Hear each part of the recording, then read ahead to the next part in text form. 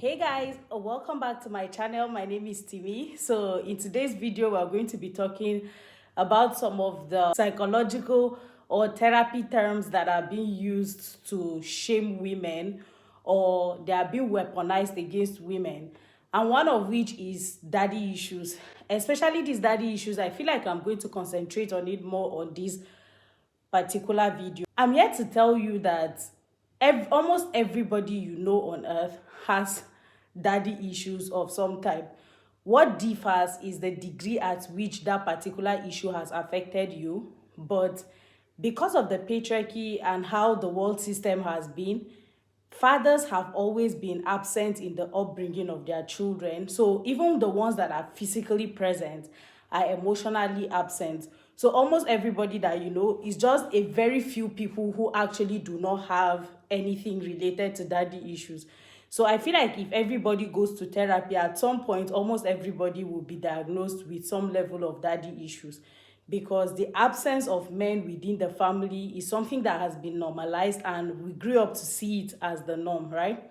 So when they say somebody has daddy issues, pretty much they're talking about a girl child who grew up without the presence of an emotionally available father. So when we talk about the definition of daddy issues, is an informal term anyway, but they still use those terms in therapy. It's the Google definition. It says is an informal term that refers to psychological challenges that can develop from an unhealthy or absent relationship with a father during childhood. And these challenges honestly can manifest in different ways, right? One of which can be difficulty in forming and maintaining a healthy relationship. Another is low self-esteem, trust issues, fear of abandonment, challenges setting boundaries and asserting oneself, self-destructive behaviors, distrust of other men who act as father figures, sexual attraction to men who are pretty much older. There are so many other ways that this can present itself. When you look at these characteristics, there are things that you can find in almost anybody, regardless of the gender, especially now with the rise of men who are pretty much closeted within the LGBTQ community, who also pretend to be heterosexual men. We have men who are predatory towards boy children, so also, and those boys can grow up to have similar issues as well. So it is not necessarily gender specific, but somehow they've weaponized the term in order to shame women into believing that they have father figures. I mean, how many people do you know that actually have very loving and healthy relationships with their fathers, who do not have absent fathers, who are present both physically, both emotionally, mentally, and doing all the workload? We know that it is a common practice of men to abandon children and the responsibility of childcare on women and pretty much go about their business, and a lot of children were raised single-handedly by their mothers. That I'm not even necessarily talking about mothers who got a divorce, or who the fathers ran and left them. Even men who remain married, they are usually not emotionally or physically present. So just in case the next time somebody weaponizes that term on you, now this is not me saying you should not seek therapy. You should definitely seek therapy.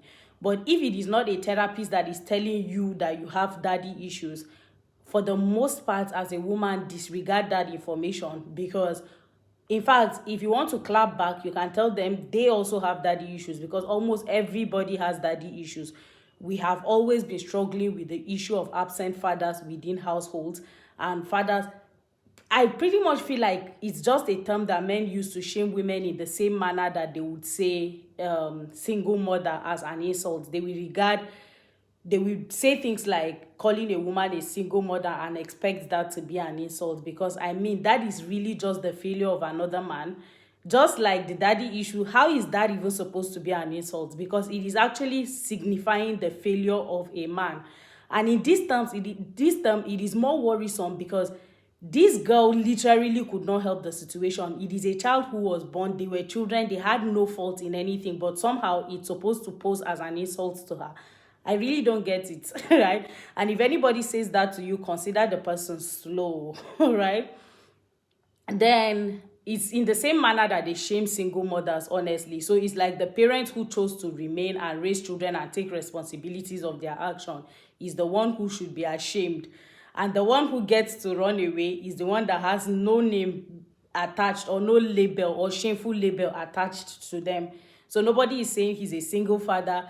Nobody is saying anything like, oh, you abandoned your kids or anything like that. The shame is now on the parent who stayed. So you can see how crazy that is, right? And I'm telling you, ladies, if you're a teenager or you're in your early 20s, your 20s generally, and you have a man shaming you for having daddy issues, believe you me, he most likely has daddy issues. In fact, if he does not have daddy issues, he would not even be saying you have daddy issues, okay? So anybody who shames you with that has daddy issues.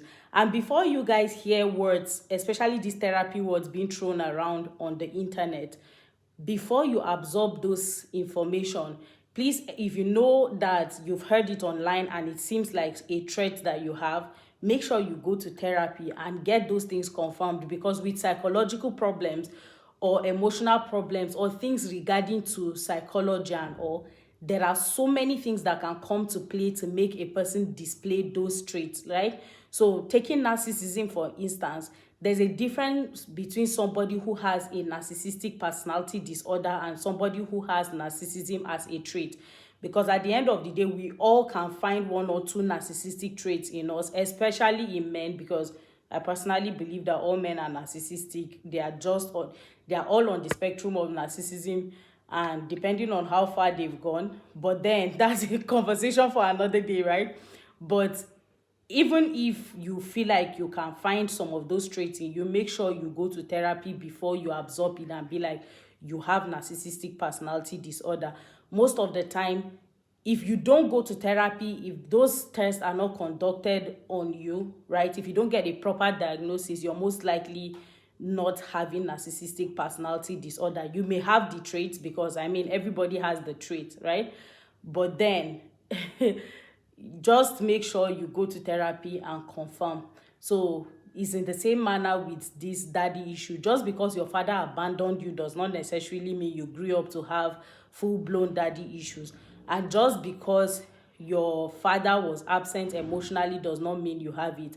And just because your father was present in the house does not mean you don't have daddy issues, right? You could still suffer from abandonment issues even when your father did not abandon you. If they abandoned you mentally or emotionally, you can possess the trait as well. So just don't take anybody, especially when it is a man that is saying something about you, please don't take it seriously, because men say just about anything, and men project their emotions, they project their own failures onto women. So don't take any of their conversations seriously, right? So thank you guys for watching. If you do enjoy, please give me a thumbs up, share this video with your friends, and subscribe. See you guys in my next video. Bye.